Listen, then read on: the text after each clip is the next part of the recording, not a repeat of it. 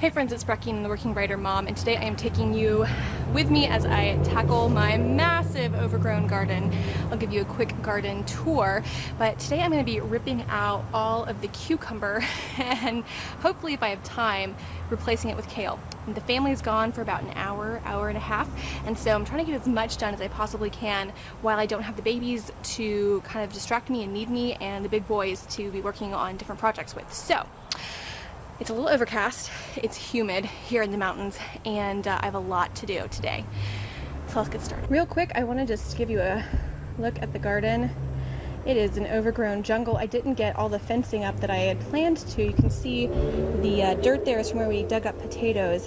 But so all of this squash here is along the ground rather than up. We had planned to go vertical and it just didn't end up happening. It's been fine. We've had a fairly good yield.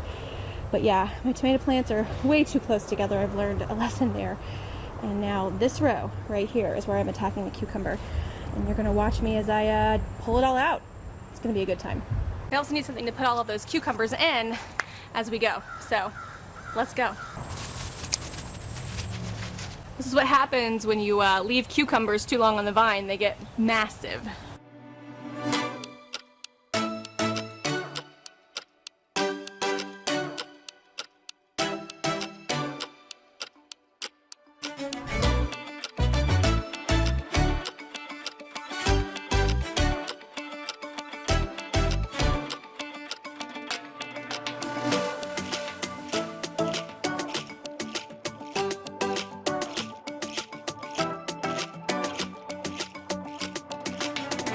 These are huge.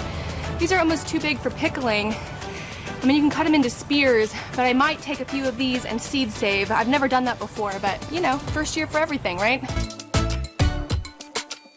See, it grew into the poultry netting. We won't use poultry netting again. It wasn't strong enough, it wasn't sturdy enough for cucumber. They're just too heavy. So we're definitely gonna do wire fencing next year.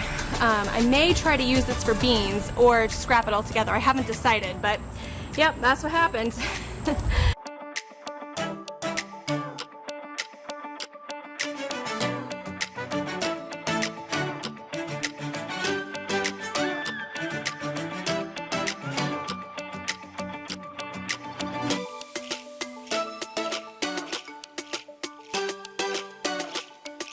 So you might be asking, why, if I have so many cucumbers still on the vine and little bitty baby ones, am I pulling it out? And the reason is that it's just getting cooler here, faster than I expected, and I want to get a fall garden in. I want to get some cold hardy plants, time to really root in the ground. And since I am going to be starting from seed and not sort of pre-started plants, in part because I just didn't get around to starting from seed myself, I want them to have enough time with warmer temperatures to really germinate in the ground. My ground here has not been tilled and used before this year in probably 5 to 10 years, if at all. So it's still pretty rich. I don't have any ready compost to mix into the soil, though I do plan on putting some on top. I have a compost spinner with a little bit, so every single one of the kale plants I plant will get a little bit of compost. But we have more cucumbers than we can possibly eat. I've been giving them away, and the pickle recipes that I've been using we haven't loved, so I don't have the need to can a ton of pickles since we're still in experimental phase, though this is a really good lesson for next year. I won't plant cucumbers here or here, but farther down in the garden I'll do cucumbers again and can expect for them to be quite prolific, and so I will know to test a bunch of different pickle recipes. So I'll be doing all of that. All right, let's keep going.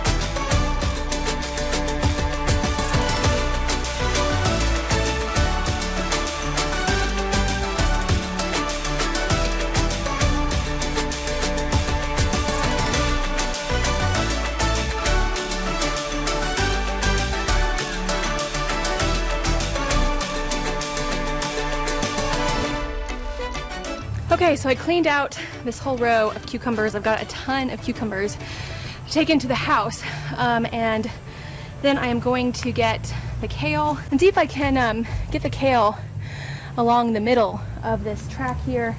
I may plant the sides out with spinach or carrots or something else that shouldn't compete too much for nutrients.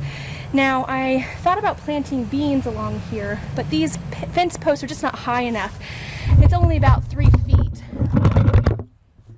So these are really only about 3 feet tall, and it's just not tall enough to really get a lot of beans to grow up vertically. I have all the stuff to put something in, but to be honest, this year has been wild. To be honest, this year has been wild and crazy, and so I just don't know that a project like that is going to be one that I'm willing to do.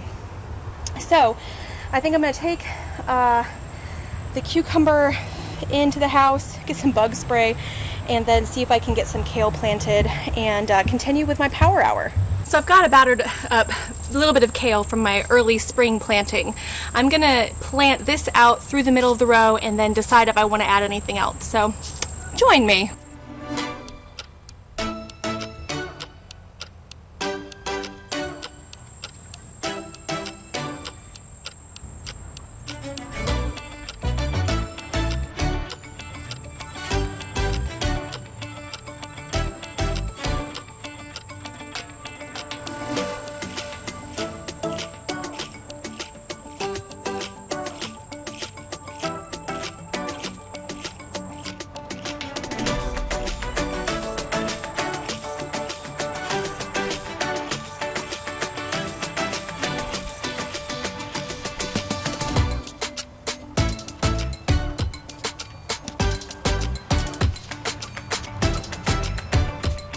Okay, so I've got the kale planted. I think I'm going to pick as many of these tomatoes. I'm going to pick as many of those tomatoes as I can and go through and pull some weeds and just do a general cleanup. And then my power hour will be about 40 minutes. And so I want to get as much done as I can. See this big giant pile? That's all going to go to my compost over in the back corner. So yeah, and if I get a chance, my potatoes look like they're getting ready to need to be pulled out. So we'll see. That's my sort of later planted potatoes, and then I'm deciding if whether I want to plant some potatoes that might come through for the fall. We'll see. We'll see. As you can tell, the tripod that I have is not tall enough, so I'm gonna have to get a taller tripod. But for now, this is what I got. So yeah, I'm gonna do some gardening in the garden over here, and I'll check in.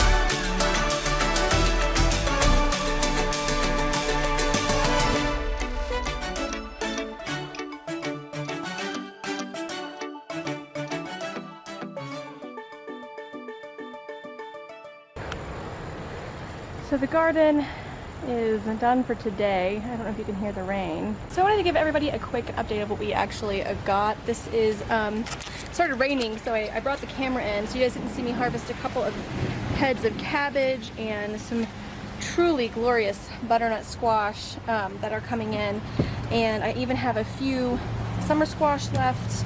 And I pulled 1 carrot just to kind of get a sense of how big they are, and it's a good size. We might eat it tonight with our salad. And then a whole bucket of tomatoes. I even have some in the sink inside, and then a giant thing of cucumbers.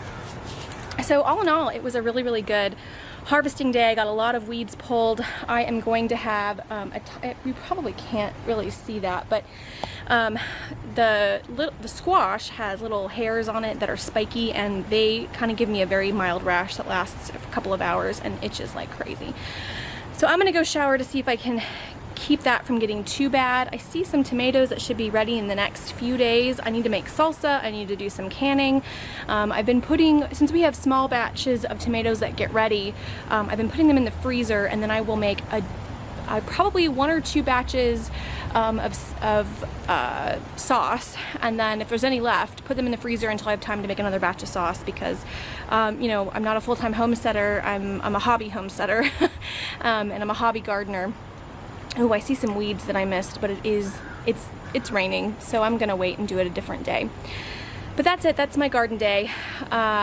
It is tiring, but it's really rewarding. You know, I think in our culture we often try to find ways to avoid hard work, you know, be more efficient and avoid working hard and leisure all the time. But sometimes working hard, really, it's really satisfying to work hard and then to have something that you enjoy to show for it, you know. And I get a really tangible reward for all this hard work in a way that you don't always with your job, you know. And so I'm really grateful for this. So friends, as I get ready to go inside, don't forget to like this video and subscribe to this channel so you can see more of the garden updates and what I'm gonna do with some of this produce. And I take you on my journey as we're trying to be a more sustainable and intentional living family, as we are trying to balance creative projects in a traditional way with creative projects like the garden. Comment and let me know what your garden is looking like and what you're gonna be doing with all of your produce, and I will see y'all very soon. Bye.